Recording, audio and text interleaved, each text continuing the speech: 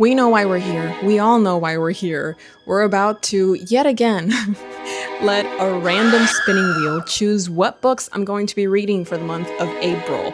And before we do this, I do need to be honest with you guys. The TBR that the wheel chose for me in the month of March put me in a literal reading slump. I won't say every single book was a dud for me, but I did find my first 2-star of the year, and there were 2 books that I read in the month of March chosen by the wheel that I immediately unhauled. So to say that I didn't have the best of luck with reading last month would be the understatement of 2026. So coming into this April TBR video, I am actually terrified for what's about to go down. And that's why I've added a new element to this video, which I will soon introduce. But before that, hello my friends, welcome back to my channel, or if you're new here, welcome to your new favorite place on the internet. My name is Bella, and I am scared. I am terrified, actually. I've never been this scared in my life over a random wheel choosing my books. Not even when number 9 was on the roster. I was not this afraid of the results of today's wheel. So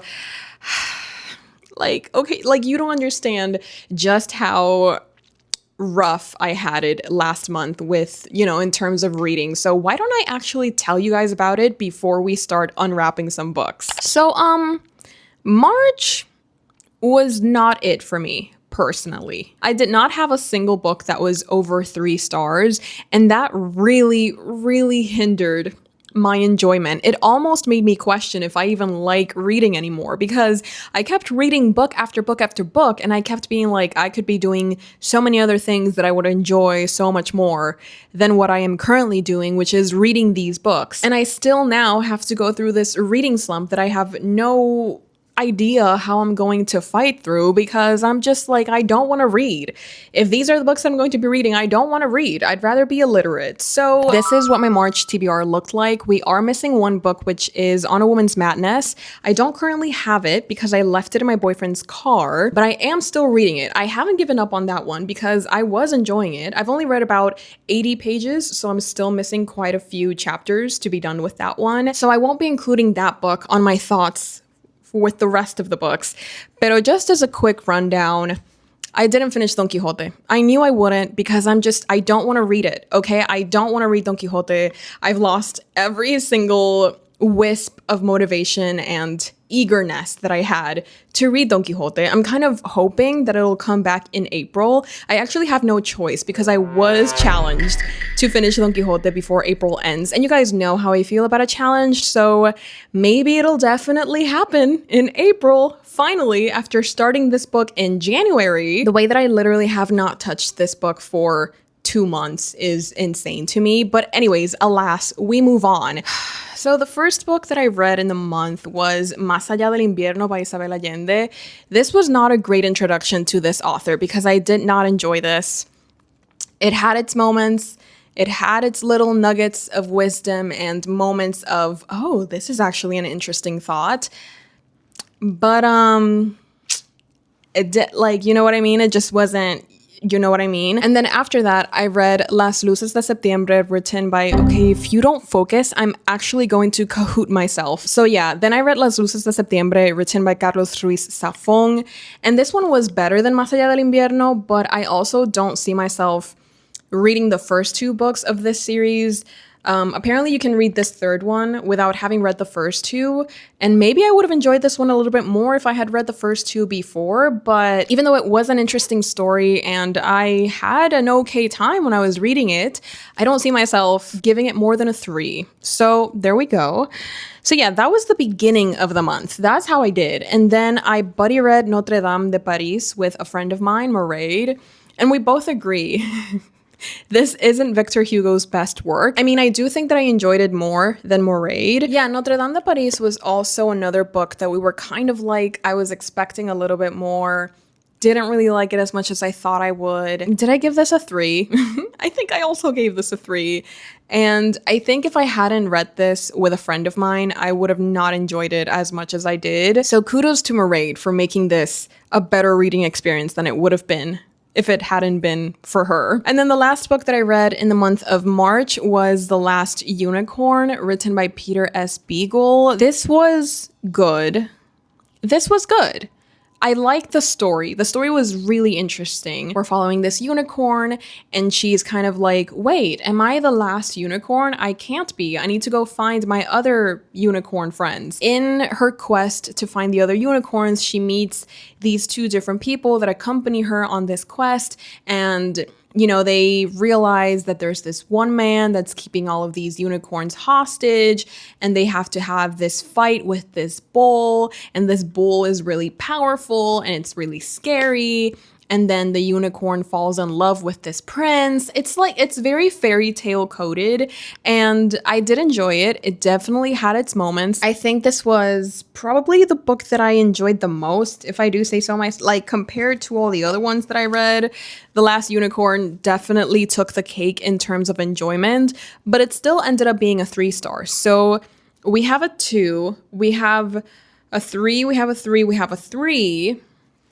Do you understand why I was going through it in March? Can you see why I struggled so much with my March TBR? It's just, they just weren't for me. I'm still, as I mentioned, I'm still working on A Woman's Madness, but so far, these 4 books, they just, no. And I'm literally unhauling these 2 after this video, so yeah, like going into this April spinning wheel video, I'm a little bit terrified. I'm a little bit like, what if I just completely hate reading after this? But I'm gonna let Bella take it from here. So Bella, take it away. So now that you've heard of how my March went, I think we all know that we're kind of hoping for some good news here. So let me just real quick show you what we're working with today. We do have this new thing called free. If the wheel ever lands on free, I'm going to take that as the wheel giving me a chance to pick a book that I genuinely want to read for myself. I don't have to wait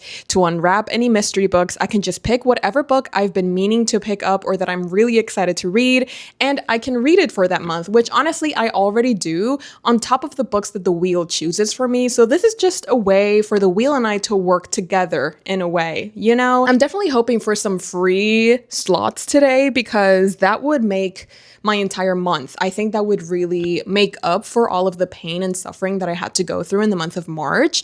So without further ado, let's get into the very first spin for the month of April. Actually, before we spin, because I always seem to forget this because I don't know why, I'm like too much in the moment and I forget to mention this, but I do already have 1 book in my April TBR, and that is You Did Nothing Wrong by C.G. Drews. Ever since I read Don't Let the Forest In, I've been obsessed with their work. I still haven't read Hazelthorn because it's here somewhere wrapped, and it's one of the biggest mistakes of my life because I've been dying to read Hazelthorn, but because I wrapped it, I just don't know what number it is, so I'm low-key hoping that I also get Hazelthorn this month. But if I don't get Hazelthorn this month, it'll be okay because I'm still going to be reading You Did Nothing Wrong with my Patreons. There's going to be an exclusive video for it. I'm just so excited. That's definitely one of the things that I am most looking forward to this month. So yes, You Did Nothing Wrong, buddy read of the month. So that's the first book in my April TBR, and now we can spin for the first time and see what the wheel thinks that I deserve for this month of April. 3, 2, 1. Oh, that is way too loud. Oh my goodness, I don't even know what to expect. 27? 27? 27. 27. Okay, we got a 27. That is way too loud, buddy. So we got number 27 as the first spin of the month. Okay, I don't know what this means. I don't remember what any of... Ooh, it's such a thin one. Okay, wait, I was not expecting that. I don't even think it'll focus. Oh my God, it did. This camera... Okay, never mind. I don't even know what this could be.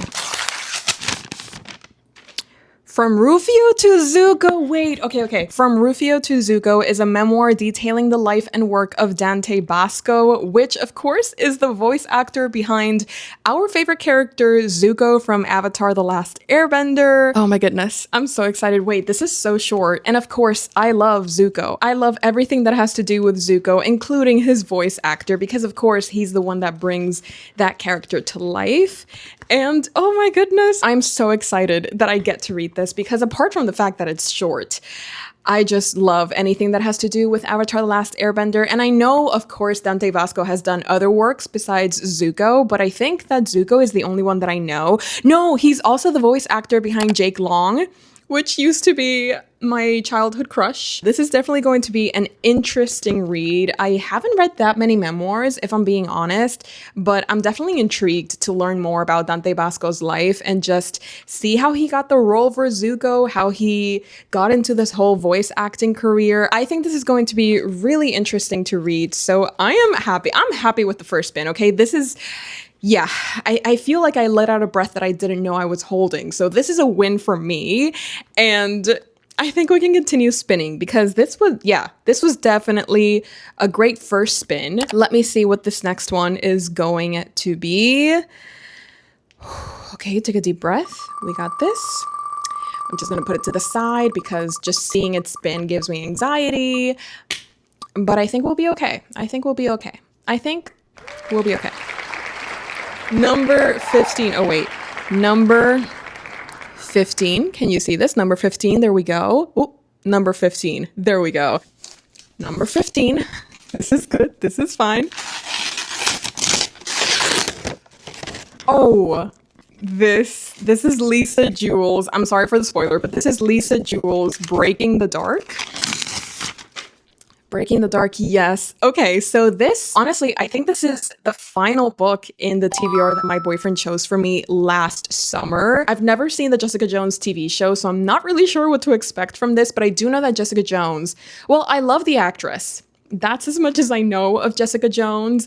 And I'm also a Marvel fan. Like, I love all of the Iron Man movies and Captain America and Loki and Black Panther. So, like, I'm in it. For sure, absolutely, but not to the level that he is. So I think it's going to be interesting to read this Marvel-inspired novel and see how I feel about Jessica Jones. I don't think I've ever read like a superhero novel, so I'm intrigued.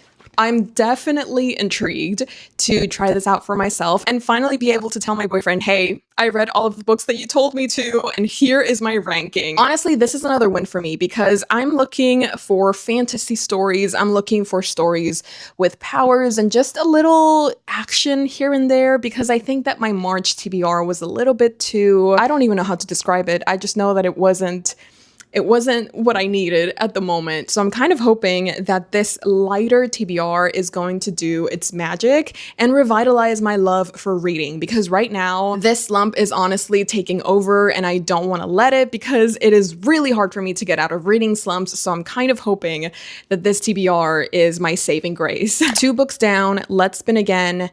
And honestly, I'm feeling a little bit more confident. I'm not as scared. I'm not as afraid.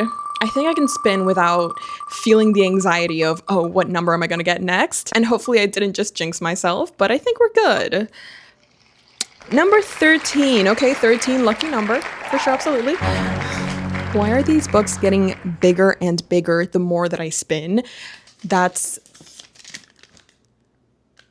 worrisome. Number 13, ladies and gentlemen. Number 13, that's huge. This is huge. Cool. That was so uncalled for. I was about to say if that fell on my foot, that would hurt, and it just landed on my hand in a really weird way. So we're off to a great start, if you ask me.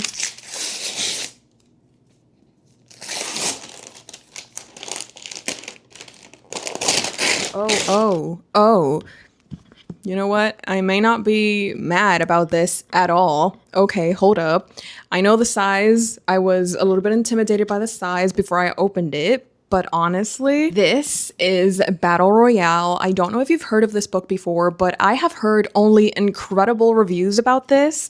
This is Battle Royale by Kushun Takami. A class of junior high school students is taken to a deserted island where, as part of a ruthless authoritarian program, they are provided arms and forced to kill one another until one survivor is left standing. Criticized as violent exploitation when first published in Japan, where it then proceeded to become a runaway bestseller, Battle Royale is a Lord of the Flies for the 21st century, a potent allegory of what it means to be young and barely alive in a dog-eat-dog world. Oh my goodness. Look at this cover and tell me that you're not intrigued to pick this up for yourself. I know the size is a little bit scary, not gonna lie. Let me tell you how many pages this has. This has over 645 pages. I am okay with this. I am okay with this, even though I still have over 400 pages left in Don Quixote. This has to be okay, because this is also another book that I have to finish in the month of April. I was challenged. I have been officially challenged to finish Don Quixote before April ends. So now this is something that has to happen, because if it doesn't, I could never forgive myself and I could never face you guys again, knowing that I have failed a reading challenge, knowing that I have failed a challenge that one of you challenged me to. You know what I mean? So that's just not something, you know what? Like, this is totally realistic. I could totally read these 2 books in 1 month, with the rest of all of the other books that I am thinking of reading. Right, so this is fine. We have 5 books in my April TBR so far, plus You Did Nothing Wrong, which I do not own a physical copy of. I think we can totally spin again. Like, this is just not enough of a challenge. And I think that honestly, all of the books that have been chosen so far, I'm going to enjoy. I don't know if that's a jinx. I don't know if I'm being overly confident, but I think that I will enjoy all of the books that the wheel has chosen for me so far. Definitely more than the ones that she chose for me in March. The way that we haven't even gotten a free slot yet, and I was really looking forward to that because I have some books that I would love to read in April. I don't know if you guys know this, but I'm actually a little bit of a mood reader. Like, yes, I have these predetermined TBRs, but at the end of the day, if I'm not really feeling those books, I'm not going to pick them up. I don't like forcing myself to read books that I don't want or that I'm just not in the mood for. So even though I do these TBRs, it's not like I'm shackled to them. So don't think that I'm reading these, you know, because I'm forced to or because I have to do it for a video. No, like, I genuinely want to read all of the books that I own. This is just like a way to organize them in a way, in a sense, you know? Anyways, I don't know why I was explaining that, but the point is, I'm going to spin again. I'm going to spin again because I want to see if we can get one of the free slots that I so graciously added to the wheel. And yet she has decided that I am not worthy of the free slots just yet. But let's see what this next spin has in store for us. There we go. Okay. This should be okay. I'm definitely not getting free slots anytime soon, but I did get 18. What is 18? Number 18. Again, I don't know what it is. Okay, this is good. This is fine. Incandescent and elemental, hope-filled and humane, Your Absence is Darkness is a comedy about mortality, music, and the strange salve of time, and a spellbinding saga of death, desire, and the perfect agony of star-crossed love. That sounds beautiful. And this was actually a gift from Ellie. So Ellie, if you're watching, thank you so much. What matters and has a lasting effect on you, deep feelings, difficult experiences, trauma, intense happiness, hardship, or violence that cuts into your community or world, can work its way so deeply into you that it's pressed into the genes, which then carry it from generation to generation, thus shaping those yet to be born. So the past is always within us. It's the invisible, mysterious continent that you sometimes feel when you're half awake. A continent with mountains and seas that constantly influence the weather and shades of light within you. Are you kidding me? That wasn't even a first sentence. That's just like a first paragraph that was there. It's just there. John really just wrote that and went about his day. Like, he didn't just drop a bar. That is... Oh my goodness. Okay, Your Absence is Darkness. This has over 420 pages. So not too bad, honestly, but I don't know. I'm a little bit scared, not gonna lie, but I do appreciate a floppy paperback. You can never go wrong with a floppy paperback, am I right? I feel like this book is going to change my life. I will be honest with you. I think this book is filled with hidden gems of humanity and love and what it means to be human. I think this is, yeah. Watch this be my favorite book of the month, or maybe even of the year. Okay, I need to calm down. I'm putting way too many expectations on this book, so I need to like Tengo que bajarle dos. But I think, honestly, I'm a little bit more excited than I was when I first opened this, because now that I've read a couple of the lines that are inside this book, I think this could be a life-changing experience. With that said, I do think, maybe I'm going to regret this, but I do think that we should spin one last time, just one more time, okay? One last time. Because you know what? I'm gonna say it. I know I shouldn't say it, but I'm going to say it. What's the worst that could happen? What is the worst that could happen? Let's just, okay, like, for sure. Absolutely. Let's go. One last time. You do it. You press the wheel. You can do this. Let's do it together, actually. Let's do it together. One, not my finger trembling. 1, 2, 3. Oh my God. Okay. This is okay. This is good. This is okay. This is good.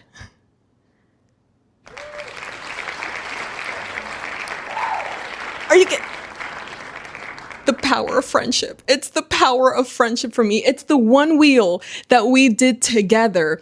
It's that was the secret recipe. I needed you guys to be in on it as well. So I hope that you clicked the screen, because whoever clicked the screen, that's who gave me this gift. That's who gave me the free slot that I've been looking for ever since we started this video. Oh my God, I need to calm down. Okay, this is so exciting though. This is so fun. Okay, see, this is such a great way.